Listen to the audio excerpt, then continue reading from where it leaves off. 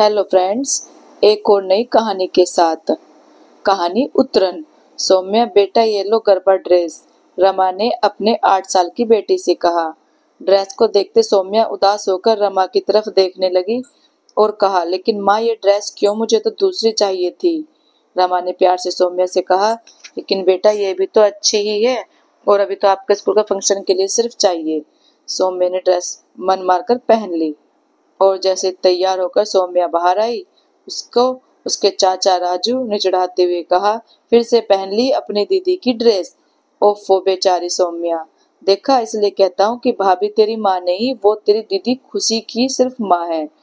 तभी तो उसके नए कपड़े और तुम्हें उसकी उत्तरायण मिलती है। इतने में उसकी बुआ निशा भी बोल पड़ी, तुझे तो एक औरत ने दिया था उठाकर भाभी को कचड़े के पास से। कहते हुए निशा और राजू दोनों साथ मिलकर हंसने लगे। रमा ने दोनों की बातें सुनकर उनको टोकते हुए कहा, राजू निशा ये क्या कह रहे हो तुम लोग सौम्या से। कुछ नहीं भाभी, हम तो बस ऐसे ही मजाक कर रहे थे, दोनों ने एक सुर में कहा। लेकिन ये मजाक मुझे बिल्कुल पसंद नहीं। तुम दोनों बड़े हो, सौम्या भी छोटी है।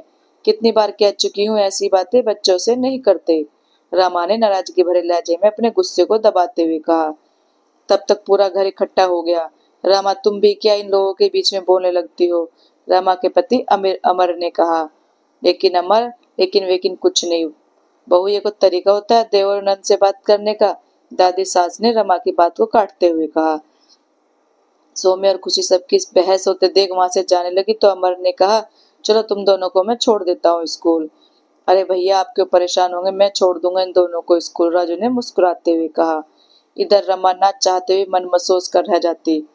उसे सौम्या के चेहरे की उदासी अब समझ में आने लगी थी कि अब ये मजाक उसके दिल पर चोट करता है, लेकिन किसको समझाए क्योंकि कोई भी बात को गंभीरता से लेने के लिए तैयार ही नहीं था। दरअसल रमा के ससुराल में दादी सास सास सरला जी, ससुर रमेश जी और एक देवर राजू और ननंद निशा थी, जो दोनों भाई जुड़वा थे और अमर से उनके उम्र में काफी अंतर था। राजू और निशा की आदत थी बात बात में सौम्या और खुशी को चिढ़ाते रहने की। दोनों बहनों की उम्र में सिर्फ 10 साल का ही अंतर था। खुशी समझदार थी, लेकिन सौम्या को तुरंत गुस्सा आ जाता था। सौम्या को जैसे ही राजू निशा कहते, तुमको तो कचड़े से उठा कर लाए हैं भाभी। सौम्या शुरू शुरू में तो रोने लगती, लेकिन जैसे जैसे वे बड़े होने लगी रोना छोड़कर उदास हो जाती और चुपचाप अकेले बैठ जाती। रमा हर बार अमर से कहती, प्लीज आप राजू और निशा को इस तरह बोलने से मना करो, मुझे अच्छा नहीं लगता सुनकर, और सौम्या को तो बहुत बुरा लगता है। रमा देखो तुम कुछ ज्यादा ही सोचती हो, ऐसा कुछ नहीं। तुम बच्चों के पीछे निशा राजू को कुछ मत कहा करो, अमर ने कहा। लेकिन आज फिर वही बात हुई तो रमा खुद को रोक नहीं पाई बोलने से। दोपहर के 1:30 बजे खुशी घर आ गई, लेकिन सौम्या घर नहीं आई। सौम्या खुशी के साथ न देखकर रमा ने पूछा, खुशी सौम्या कहाँ है। पता नहीं माँ, बस में नहीं देखा तो मुझे लगा कि वो पहले ही घर आ गई चाचू के साथ। इतना सुनते तो रमा की आंखों से झरझर आंखों से आंसू गिरने लगे। कांपते हाथों से रमा ने अमर को फोन किया और पूरी बात बताई। अमर सौम्या घर नहीं आई, आप जल्दी से स्कूल जाओ, पर स्कूल में आओ और मैं स्कूल जा रही हूँ। पूरे घर में मातम छा गया। रमा ने उसके आसपास नजदीकी दोस्तों के पास सब जगह ढूंढ लिया, पूछ लिया, लेकिन कहीं कुछ पता नहीं चला। स्कूल कैंपस के बारे कैमरे को भी चेक किया गया, लेकिन कहीं कुछ पता नहीं चल पा रहा था। अमर ने पुलिस में शिकायत दर्ज कराई और घर आ रहे थे कि तभी रमा ने कहा, अमर एक और बार स्कूल के रास्ते से देखते हुए चलते हैं। प्लीज कहाँ चली जाएगी अकेली मेरी छोटी सी बच्ची, भूखी प्यासी, पता नहीं कहाँ है। कहते हुए रमा के आंसू थमने का नाम ही नहीं ले रहे थे। अमर ने रमा को फुट फुट कर रोता देख गाड़ी स्कूल की तरफ घुमा ली। तभी रमा की नजर कार के लेफ्ट साइड का लगे कांच पर गई। उसे सौम्या के गरबे की ड्रेस का दुपट्टा दिखाई दिया। उसने अमर को घबराते अचानक से कहा, अमर कार रोको जल्दी। कार रोकते ही रमा तेज कदमों से दौड़ती भागती हुई जाने लगी तो अमर ने जल्दी से कार की गेट बंद करते हुए कहा, रमा रुको, बोलो तो क्या हुआ, कहाँ जा रही हो। रमा भागकर सड़क के किनारे खट्टे के कचरे के ढेर के पास पहुंची तो सौम्या वहां बैग के ऊपर सर रख के सोई है। रमा ने भागकर गोद में उठाया तो उसका पूरा बदन तप रहा था और वो नींद में बड़बड़ा रही थी, दीदी की उत्तरन सिर्फ मुझे ही क्यों माँ, मैं जानती हूँ मैं आपकी बेटी नहीं हूँ, पर मुझे मेरी असली माँ के पास जाना है। अमर ने सौम्या को अपनी गोद में उठाकर कार तक लेकर गया और कार में रमा उसे अपनी गोद में लेकर बैठी। एक तरफ जहाँ उसे अपनी बेटी मिल जाने की खुशी थी, तो दूसरी तरफ उसकी हालत देखकर उसका और अमर का कलेजा मुंह को आ रहा था। रमा के आंसू रुकने का नाम नहीं ले रहे थे।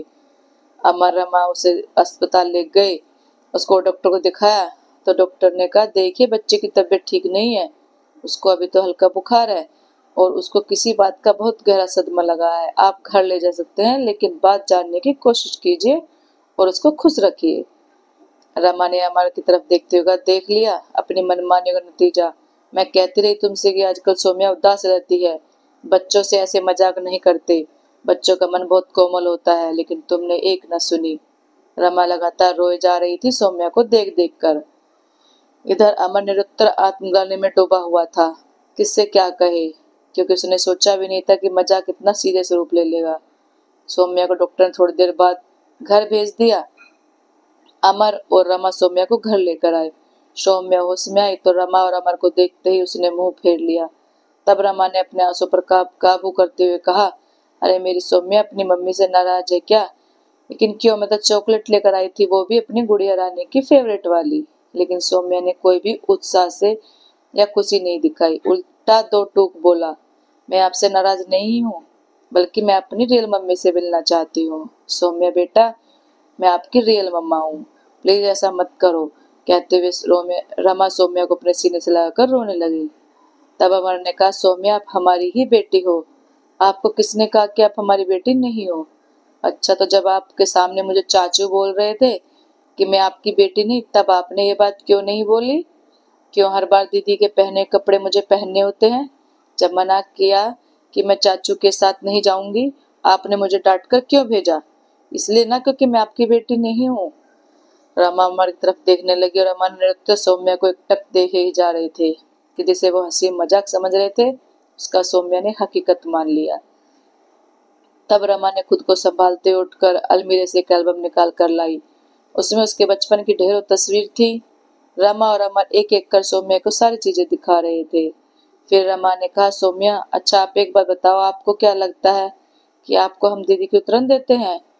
आपको तब पता है जब मैं छोटी थी तो मैं खुद ही अपनी दीदी के कपड़े पहन लिया करती थी, और दीदी भी तो अपने पहने हुए सॉक्स फ्रॉक पहनती है ना।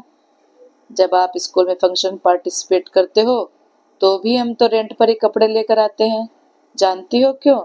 क्योंकि वो कपड़े हम ज्यादा इस्तेमाल नहीं करते, तो उनके लिए हमको रेंट पर लेना होता है। उसी तरह लहंगा, पार्टी वियर कपड़े, कुछ ऊनी कपड़े, गरबा की ड्रेस, कुछ ऐसे कपड़े हैं जो हम सिर्फ साल में एक आध बार, कभी तो एक बार के बाद दोबारा नहीं पहने।